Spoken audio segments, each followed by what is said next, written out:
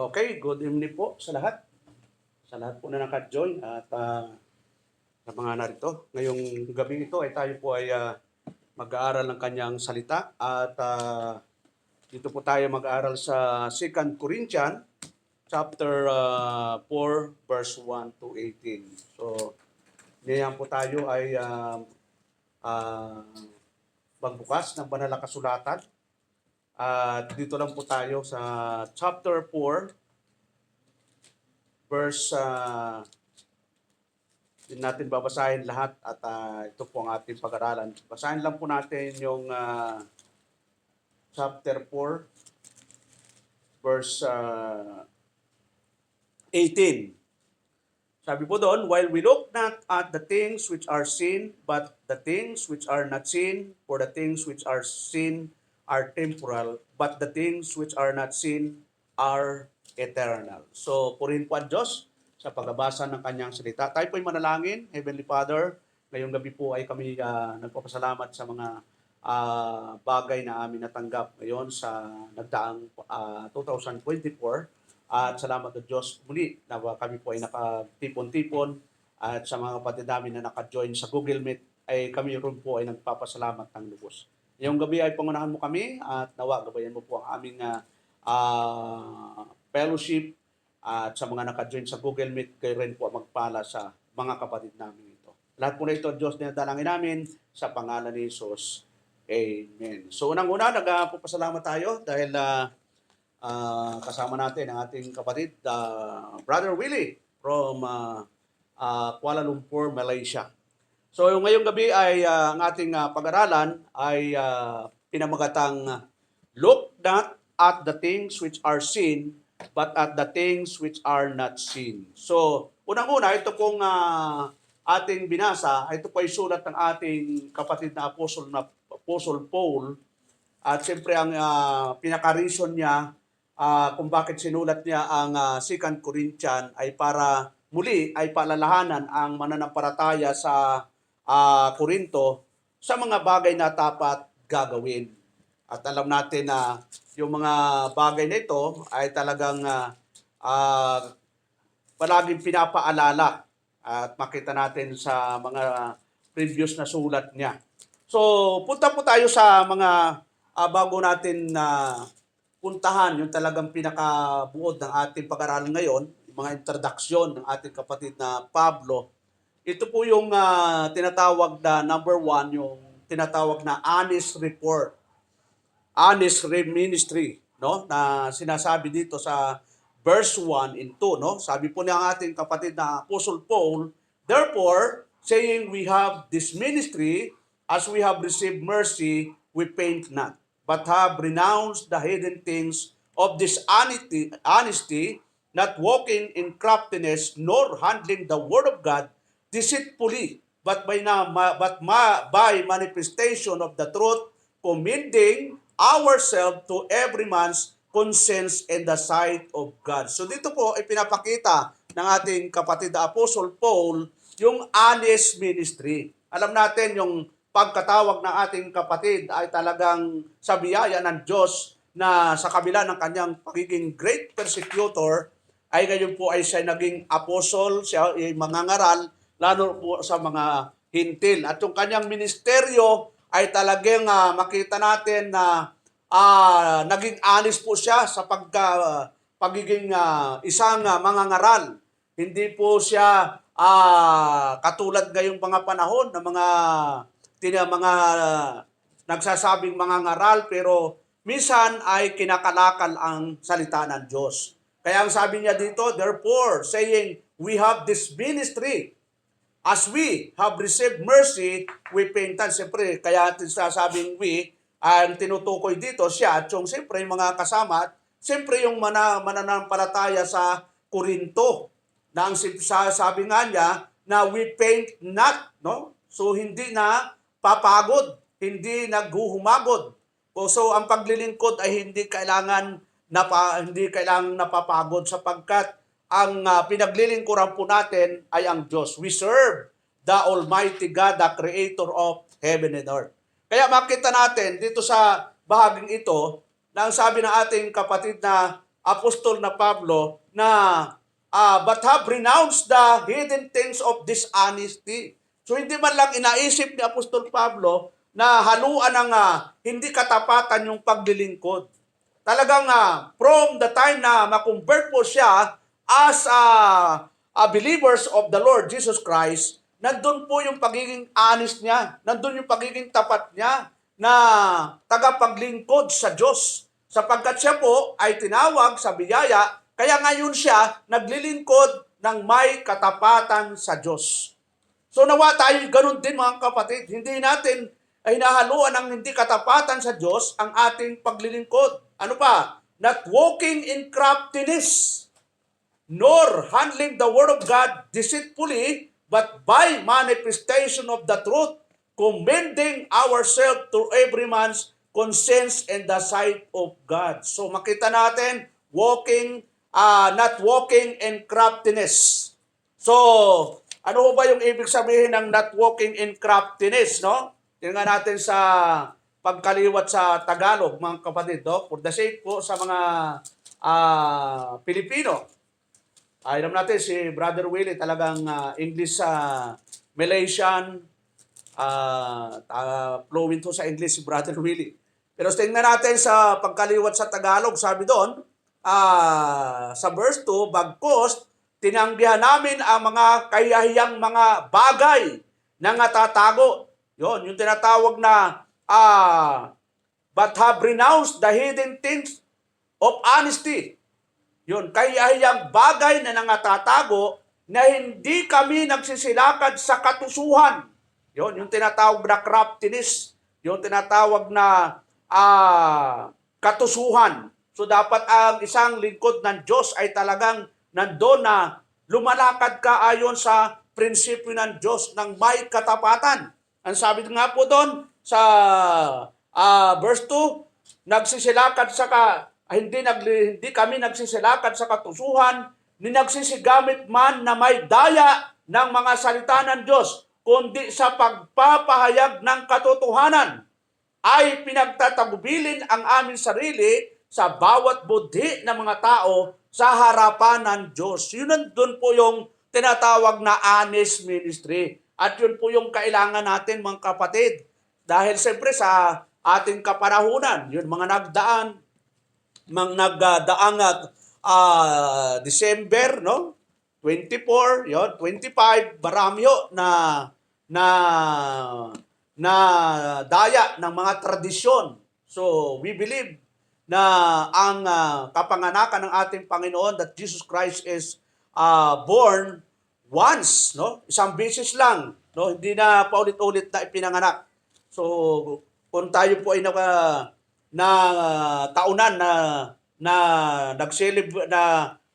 ginanap yung celebration ng mundo, ay nawa tayo hindi nakipag-compromise sa mga sistema ng mundong ito. Dahil yun po yung sabi ni Apostol Pablo sa Romans 12:2, na sabi doon, do not conform in this world, but be transformed what is the renewing of your mind, that you may prove what is that good and acceptable and perfect will of God. So, bilang Kristiyano, dapat tayo ay separated na sa mga sistema ng sanlibutan ito at hindi na tayo nakikiayon.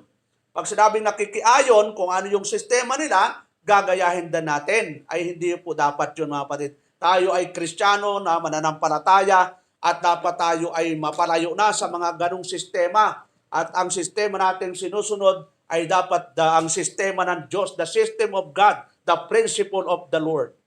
So tingnan natin yung pangalawang bahagi na sinasabi ni Apostol Pablo dito sa verse 3 hanggang 6. Ito yung tinatawag na unselfish ministry. Yon, ito naman yung tinatawag na hindi siya selfish na sa kanyang pagmiministeryo. Ang iniisip po ni Apostol Pablo ay kung paano ipahayag ang salita ng Diyos sa mga naliligaw na mga tupa, nawawalang tupa. Sapagkat naniwala tayo na ang dapat pangaralan lang ay mga tupa ng Panginoon, mga born again na kailangan sila ay mapangaralan ng true gospel of our Lord Jesus Christ. Kaya makita po natin dito sa verse 3 Ano po yung sabi ni Apostol Pablo po dito sa sulat niya sa mga taga-Korinto?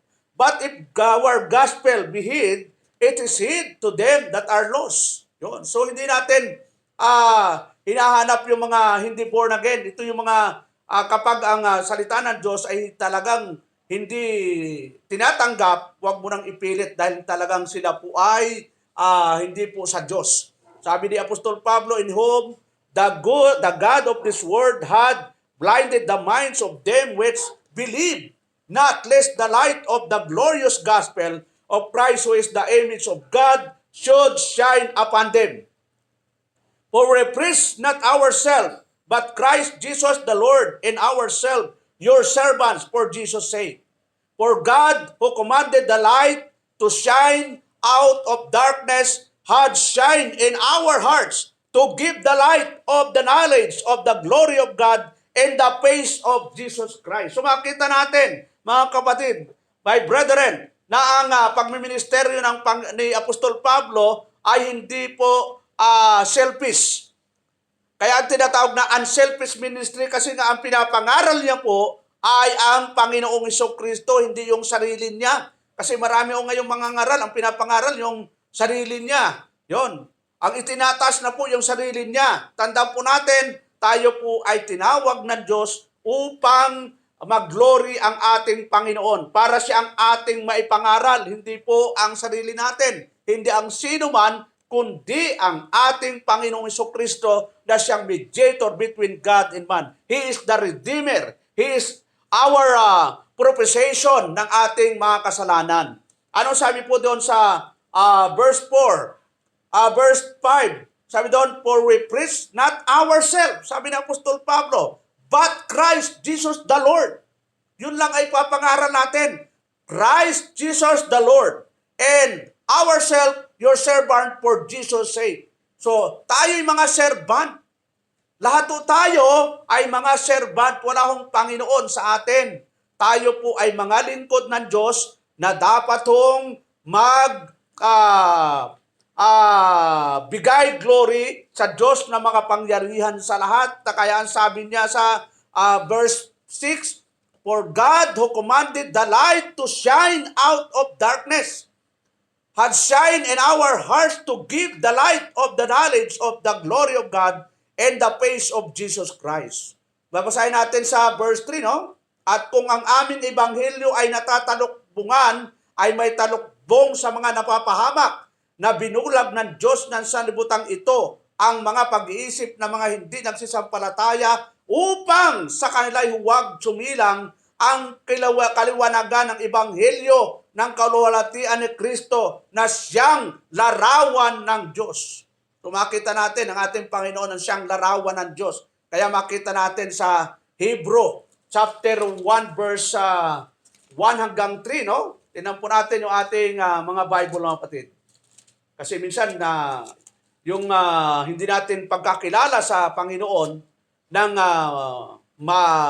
maliwanag, yun ang nagbibigay doubt sa atin. Pero tingnan natin, sabi doon, God, who at sundry times and in diverse manners speak in time past unto the fathers by the prophets, had in this last day, tandaan po natin, He had in these last days spoken unto us by His Son, whom He had appointed heir of all things, by whom also He made the worlds. Tapos sa verse 3, who being the brightness of His glory and the express image of His person, and upholding all things by the word of His power, when He had by Himself purged our sins, sat down on the right hand of the Majesty on high. Ito po yung pinapangaral natin ng ating Panginoong Jesucristo, yung kanyang ginawa, yung kanyang prinsipyo, yung kanyang mga tagubilin sa atin. Kaya si Apostol Pablo, sabi niya, wala ho silang selfish ministry, kundi unselfish ministry. Ang ministeryo niya ay pinagkatiwala lang ng Diyos sa Kanya, sa ating lahat. Wala ho tayong sariling ministry. tayong ministry natin ay pinagkaloob, pinagkatiwala ng Diyos. Kaya ang tawag sa atin ay servant of God, stewards of God. Kaya makita natin yung pamanhik ng ating kapatid na Apostol Pablo sa mga mananampalataya sa 1 Corinthians, no? Tingnan po natin yung 1 Corinthians chapter 4 verse 2. Ang sabi daw, simulan natin sa verse 1. Let a man account of us as of the ministers of Christ and steward of the mysteries of God. So, tayo pala mga kapatid, no? Ay tinatawag na stewards of the mysteries of God. Kaya verse 2, moreover, it is required and stewards that a man be found faithful. So, that is required in stewards. Anong required? That a man be found faithful. Tayo po yon. Tayong mga born again, mga lingkod ng Diyos, mga servant. Kailangan tayo po ay maging faithful sa lahat po ng aspeto ng ating buhay sa ating paglilingkod sa Kanya. At hindi ho natin, huwag ho tayong maging selfish sa ating ministeryo. Kaya nga, di ba, ang mandato ng Panginoon sa pagmiministeryo natin. Tingnan po natin sa Matthew chapter 28. Yon, ito po, hindi po selfish. Kasi kung selfish tayo, huwag na tayong mangangaral. Huwag na tayong mag-ibanghelyo. Siyempre, iba ho yung purpose ng pag-ibanghelyo natin. Kaya makita natin, doon simula natin sa verse 18, and Jesus came and spake unto them, saying, all power is given unto me in heaven and earth. Go ye therefore and teach all nations, baptizing them in the name of the Father and of the Son and the Holy Ghost, teaching them to observe all things whatsoever I have commanded you. And lo, I am with you always, even unto the ends of the world. Amen. So, yung ministeryo natin ay nanggaling po sa authority ng ating Panginoong Jesucristo. Hindi po ito nanggaling sa mga kung sino-sinong mga founder. Ang founder po natin, ang nagtatag ng True Church ay ang ating Panginoong Jesucristo. Kaya yung ating mandato, yung ating ministeryo ay nanggaling po sa autoridad ng ating Panginoon. Kaya nga sabi doon, all authority, sabi ng Panginoon, no? Sabi doon, all power is given unto me in heaven and earth. Kaya sabi doon, go ye therefore and teach all nations. Siyempre po, yung sinasabihan dito ay yung mga disciples. So wala na po dito si Judas, patay na po, nagpakamatay. So, ang sinasabihan dito, yung mga alagad niya, yung mga apostol na humayo. Yun, siyempre, paano sila hayo? Siyempre, kaya nga po sila ay tinuruan ng ating Panginoon 3 taon at kalahati. Mahirap nung hindi naturuan tapos sa hayo, anong ituturo? Kaya sabi doon, teach all nations. So dito marami hong nagkakamali dito, no? Alam natin niya, teach all nations, sino ba yung tuturuan natin? Ang tuturuan po natin ay siyempre yung mga born again na.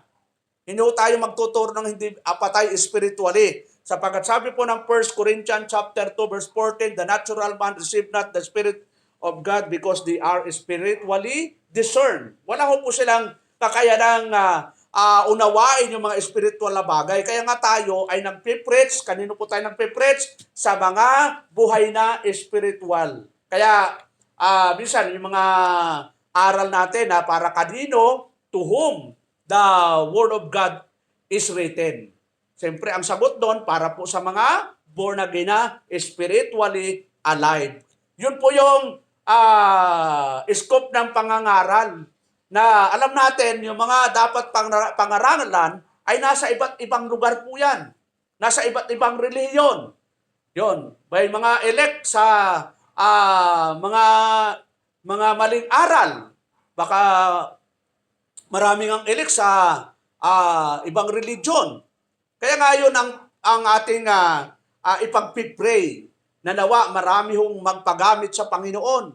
Kasi minsan, dito sa pananampalataya natin, kakaunti na nga tayo, minsan talagang divided pa. Minsan, kakaunti na nga tayo, minsan iba-iba pa yung practices. So, dapat ipag-pray natin na tayo po ay magkaroon ng pagkakaisa in doctrines and practices. Na yung doctrines, minsan nagkakaisa, pero in practices, yun po, nagkakalabo-labo pa. So nawa ipag-pray natin na yung conversion and practice and conversion sa practical na buhay ay talagang magkaroon po ang bawat isa sa atin. Sapagkat yun po ang malaga, yung conversion. Kasi sabi ng Panginoon, Matthew chapter 5, yon. Kasi yung iba, puro doktrina. Lumalim sa doktrina, yung buhay ay parang wala sa hulog. Sabi sa Matthew chapter 5, verse 16, let your light so shine before men that they may see your good works and glorify your Father which is in heaven. So, importante po yung conversion, yung practical na buhay.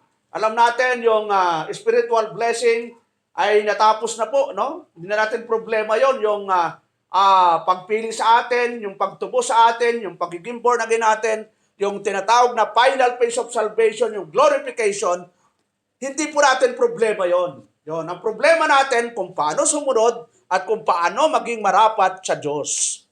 So, tingnan po natin yung sunod na bahagi na tinalakay po natin kapatid Apostol Pablo dito po sa 2 Corinthians chapter 4. Tinawag natin sa verse 7. Ano po yung sabi niya sa verse 7, mga kapatid? 2 Corinthians chapter 4, verse 7, sabi po dito, but we have this treasure in earthen vessels, that the excellency of the power may be of God and not of us. Ngunit taglay namin ang kayamanang ito sa mga sisidlang lupa upang ang dakilang kalakan ng kapangyarihan ay maging mula sa Diyos at huwag mula sa aming sarili. Kaya nga yung tinatawag na ministry of power, hindi po nanggaling sa atin. Hindi po nanggaling sa kanino man. Ang power, power pa rin manggagaling sa Diyos. Kaya nga 'di ba sa Zechariah chapter 4 verse 6, sabi doon, is not by might nor by power, but by the Spirit of God. So wag ho tayong aasa sa kakayanan natin. Wala ho tayong magagawa, sabi ng ating Panginoon. Apart from me, you cannot do anything. Wala tayong magagawa kung hiwalay tayo sa Diyos. Kaya, yung kapangyarihan ng Diyos, dapat doon tayo umasa. Doon tayo manindigan. Doon tayo magpakatatag. Kaya nga sabi doon sa Ephesians chapter 6, tinan po natin, mga kapatid, no? Sa chapter 6, tinan natin yung chapter 6, verse 10. Ano po sabi ng ating kapatid na apostol na Pablo? Chapter 6. Sabi po doon, put on finally, my brethren, be strong in the Lord and in the power of His might. So, sa kapangyarihan lang po ng Diyos tayo dapat umasa na katulad ng sinasabi ng ating kapatid na apostol na Pablo doon sa sulat niya sa mga taga-Korinto. Kasi minsan yung mga ngaral na ngayon, parang sila po yung makapangyarihan na eh. Inagawa na po ng papel ang ating Panginoon. Mayroong nga, di ba? Mayroong mga anointed son, mga huling sugo, yung mga nanaginip na sila raw yung kinausap ng Diyos para mangaral. Pero yun po yung mga katuparan ng ating Panginoon, yung mga hula ng Panginoon na darating na mga bulaang propeta. Kung titignan natin ang Matthew chapter 24, no? Sabi ng ating Panginoon, for there shall arise false Christ and false prophet and shall show great signs and wonders and so much that if it were possible, they shall deceive the very elect. So tandaan po natin, ito mga naghihimala din itong mga ito. Kaya di ba sa Matthew 7:21, ang sabi ng ating Panginoon sa 7:21, tingnan natin mga kapatid. Not everyone that saith unto me, Lord, Lord, shall enter into the kingdom of heaven, but he that doeth the will of my Father which is in heaven. Sa verse 22, many will say to me in that day, Lord, Lord, have we not prophesied in thy name? And in thy name have cast out devils? And in thy name done many wonderful works. And then will I profess unto them, I never knew you, depart from me, you that work iniquity. Yung alam mo yan, no, mga kapatid, no? Gumagawa ka ng himawala, nangangaral pa, ano pa, nagpapalayos pa ng mga demonyo, masamang espiritu, at naggagawa ng maraming himala. Pero sabi ng Panginoon, hindi ko kayo nakikilala. Yon. Ibig sabihin, hindi talaga sila sa Diyos. Sila yung mga talagang mga hindi nakasama sa tinatawag pong pagpili ng Ama before the foundation of the world.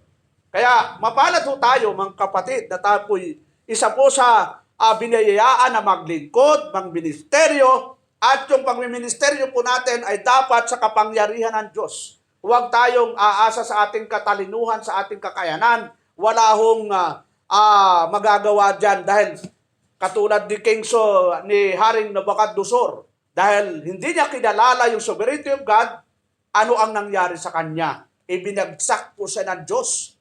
Kaya sa kauli-ulihan, ano po yung sabi niya? Daniel chapter 4. Hinangan natin yung book of Daniel. Kung paano po si King Nebuchadnezzar ay kinilala po niya ang pagiging sovereign ng Lord, matapos niyang maranasan ang pagpalo sa kanya ng Diyos. At tutingnan natin, sabi sa Daniel chapter 4, verse 34, sabi doon, and at the end of the days, I, Nebuchadnezzar, lift up my eyes unto heaven, and my understanding returned unto me, and I blessed the Most High, and praise and honor him that liveth forever, whose dominion is an everlasting dominion, and his kingdom is from generation to generation. Verse 35, and all the inhabitants of the earth are reputed as nothing, and he doeth according to his will, and the army of heaven, and among the inhabitants of the earth, and none can stay his hand, or say unto him, what doest thou? So yun po yung nangyari po sa buhay ni King Nebuchadnezzar, na matapos niyang hindi kilalanin yung pagiging sovereign, di ba? Nawala na po siya sa tamang pag-iisip, tinubuan na siya ng mga buhok, mahaba na yung kuko. Yun yung gusto niyang kainin ay pagkain ng hayop, pagdamo na gusto niyang kainin. At yun po ay resulta ng hindi pagkakilala sa sovereignty of God. Kaya dito makita natin na ang ating kapatid na Pablo ay talagang matindi po yung kanyang pagtitiwala sa Diyos. Na kahit sa tinatawag pong matinding pagmiministeryo niya sa iba't ibang lugar, hindi siya umasa sa sarili niya. Kung si matalino po si Apostol Pablo. Pero hindi siya umasa sa sariling kakayanan, kundi siya ay umasa sa kapangyarihan ng Diyos. So, sunod po, tingnan po natin yung verse 8, no? Sabi doon, if we are troubled on every side, yet not distressed, we are perplexed, but not in despair. Yon, ito po, verse 9. Persecuted, but not forsaken, cast down, but not destroyed. Ano pa? Sa verse 11, verse 10, always bearing about in the body the dying of the Lord Jesus, that the life also Jesus might be made manifest in our body. Verse 11, for we which live are always delivered unto death for Jesus' sake, that the life also of Jesus might be made manifest in our mortal flesh. So then death worketh in us, but life in you. So ano makita natin dito, mga kapatid? Yung tinatawag na ministry of suffering. So may suffering po sa pagmiministeryo. Ang pagmiministeryo sa Diyos ay hindi po parang namamasyal. Ang paglilingkod sa Diyos ay may suffering, may sakripisyo. Kahit makita natin sa buhay ni Apostol Pablo, no? Isa-isa nga po niya, di ba? Anong sabi niya sa 8? Sa magkabi-kabila ay nangigigipit kami. Gayon may hindi nangaghihinagpis. Yung alam mo, nangagigipit. pero hindi naghihinagpis titilihan, gayon may hindi nangawawalang pag-asa.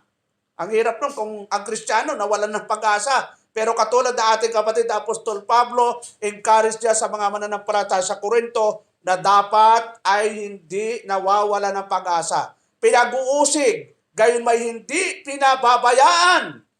Nilulugmok, gayon may hindi nangasisira. Yun, persecuted but not forsaken, cast down but not destroyed. Yun, mayroong kanta ito, no?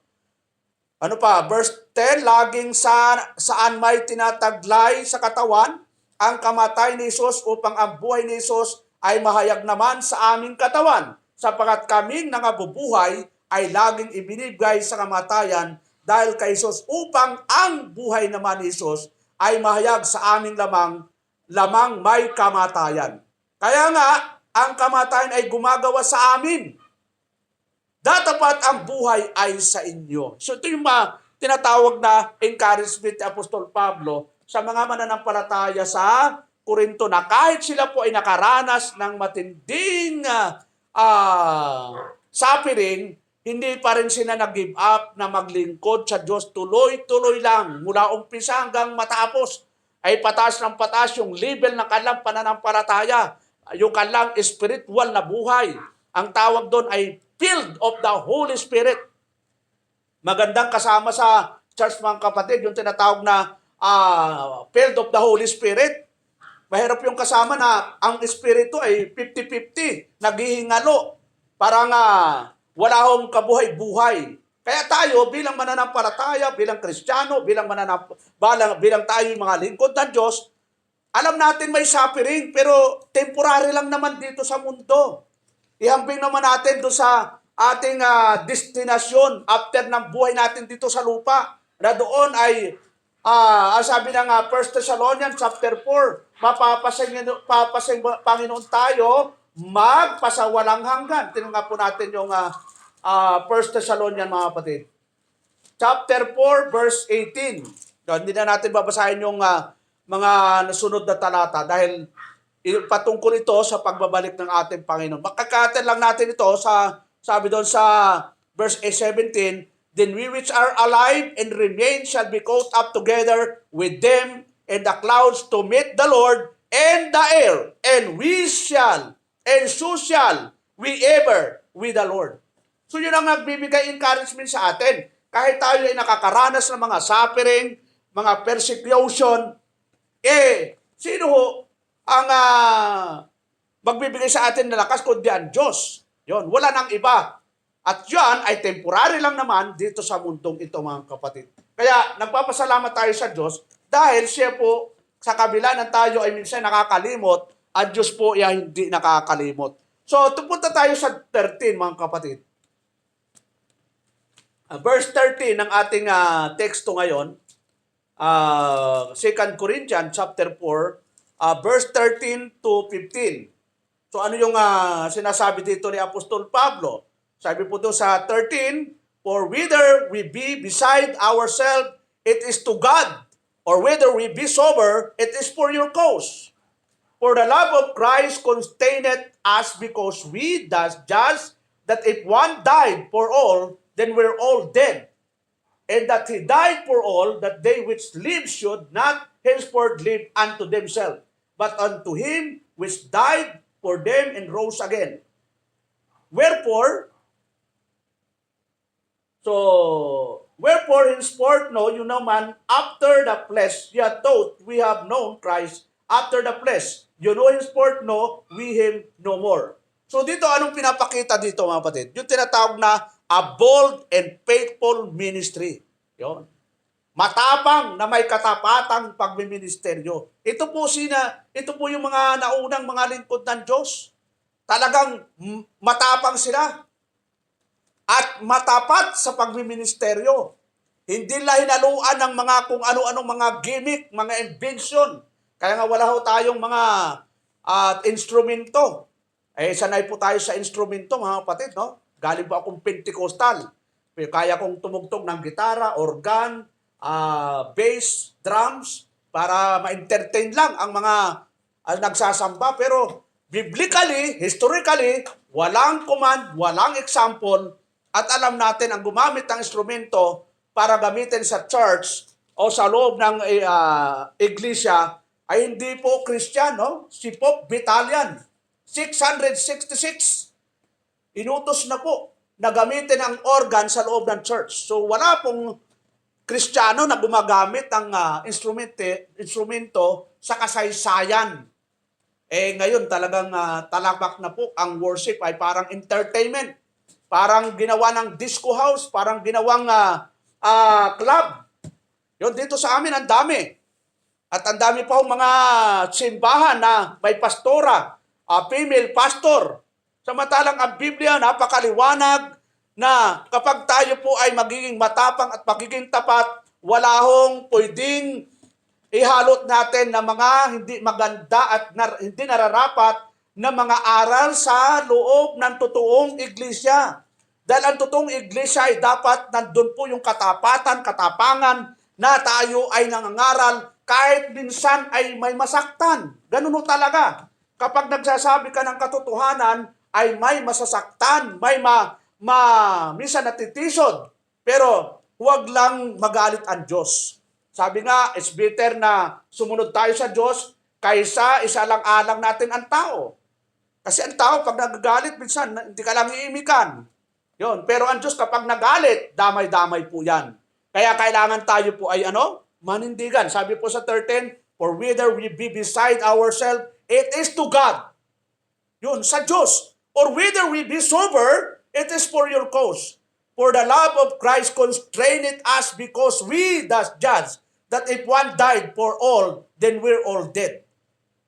And that he died for all, that they which live should not henceforth live unto themselves, but unto him which died for them and rose again. Ito yung pinapakita ni Apostol Pablo, na kailangan tayong mga anak ng Diyos, mga Kristiyano, ay patuloy na maging mapanindigan, maging tapat sa kanyang ministeryong ipinagkaloob po sa atin. Kasi wala naman tayong sariling ministeryo. Wala ho tayong kaya tawag sa kanya unselfish ministry. So dito, panghuli, tingnan po natin yung last point ng ating pinapag-aralan dito. Simulan natin sa verse 17 hanggang 18. Yun. Ang sabi doon, so 2 verse na lang po natin. Ito na tawag na, for our light affliction, sabi doon, for our light affliction, which is but for a moment, worketh of us a far more excellent, exceeding eternal weight of glory.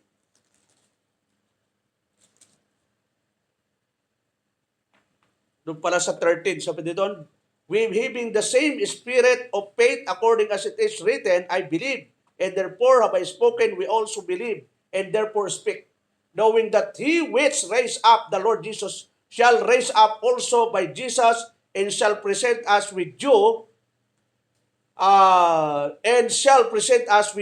For all things are for your sake, that that the abundant grace might through the thanksgiving of many redound to the glory of God.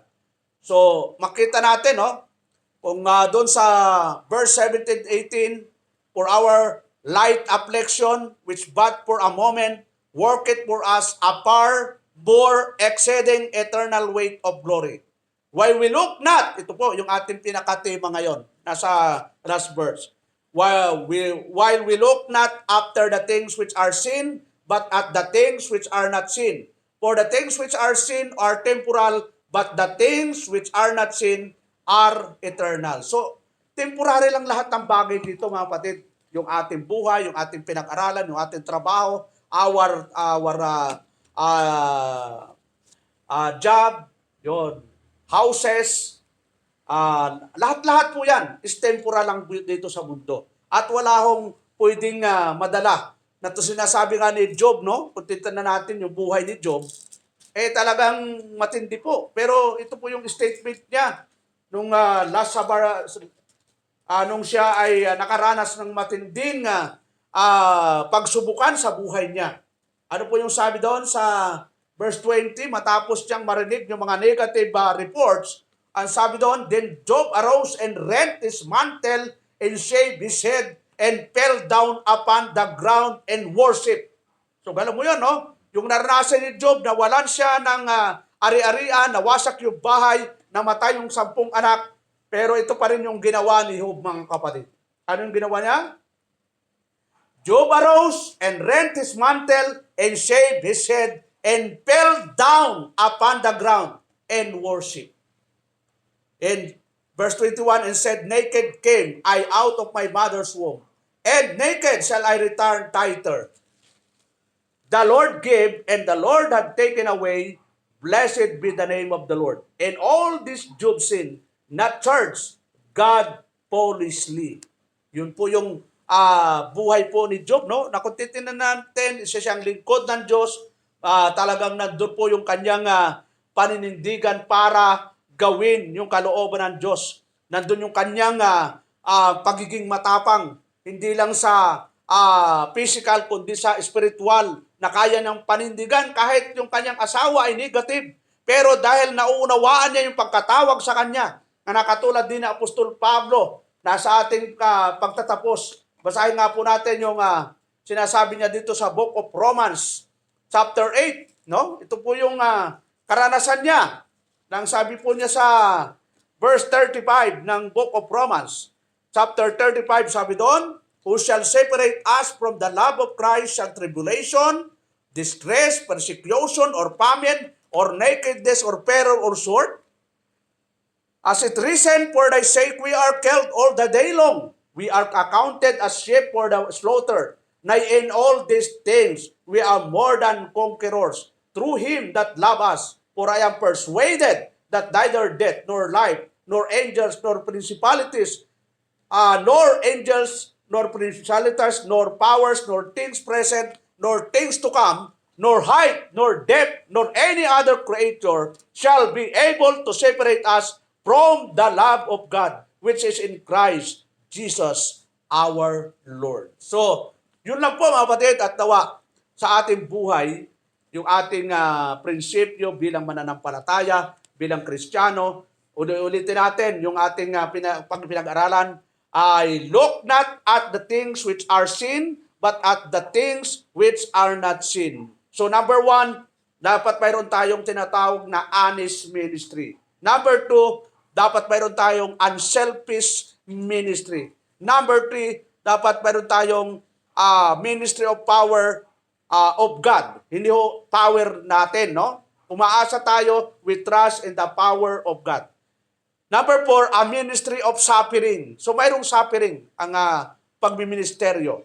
Number 5 is a bold and faithful ministry. Matapang at tapat na paglilingkod. And lastly, a ministry of eternal things. Ito yung nagmiministeryo tayo, hindi dahil dito sa mundong ito. Nagmiministeryo tayo dahil meron tayong pag-asa na in the end, yung ating pagpapagal ay hindi masasayang dahil doon sa eternal na pangako ng Panginoon sa eternal heaven ay magsasama-sama na tayo upang maglingkod sa Diyos na makapangyarihan sa lahat. So yun lang po mga kapatid, sa gabing ito tayo po ay magtapos sa panalangin. Salamat o Lord sa gabing ito, sa iyong kabutihan, sa iyong biyaya. Salamat o God at kayo po ang magpala, kayo po ang magbigay po sa amin ng katatagan, na nawa maging matapang at maging matapat kami sa paglilingkod, O Lord. Ngayong gabi, O Diyos, anong pong aming mga kahilingan, anong pong aming prayer request, kayo po, Diyos, ang magpala sa amin. Kayo po ang magbigay sa amin ng katapangan, katatagan, at lakas ng loob upang malabanan namin ang gawa ng kaaway. Salamat, O Lord, at tawa ngayong taong ito ay magsimulan namin ang paglilingkod ng ayon lamang sa iyong kalooban. Salamat, O Lord, at sa aming pagtatapos, kayo po nawa, O Diyos, ang magpala at kayo po ang magbigay sa amin ng pagpapalang material, pinansyal, git sa lahat ang kalaguang espiritual. Kayo po ang magpala sa amin at lahat po nito ay dinadalangin namin sa pangalan ni Jesus. Amen and amen. Okay, bago tayo magtapos ng atin, tayo po ay umawit sa Panginoon. Isang awit lang po.